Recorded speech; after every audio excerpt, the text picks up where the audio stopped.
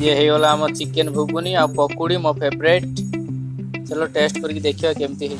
Hello friends, ये हम सुभाष भाई को टिफिन सेंटर। आपण आसंतु चिकन घुगुनी से ट्राई करंतु। ये हला कोन एटा कोन कोंती को चॉप चॉप एटा पियाजी पियाजी ये पकोड़ी पकोड़ी ये सादा घुगुनी ये कोन आलू चॉप। ये हम सुभाष भाई। आप आसतु सुभाष भाई पाखे चिकेन घुगुनी ट्राए करूँ करी मत कमेंट करिए केमिति लागिला आम चिकेन घुगुनी। ते चिकेन घुगुनी देखि दियो,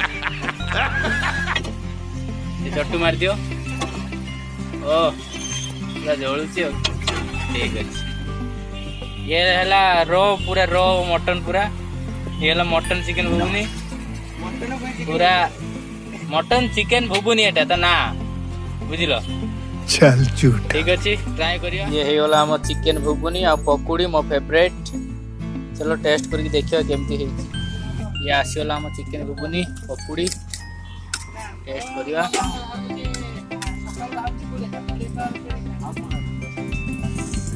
टेस्ट करिया पूरा टेस्ट पूरा। हेलो फ्रेंड्स, जदि तुम मन को मो ब्लॉग भल लागला तो लाइक करो, शेयर करो और सब्सक्राइब करो।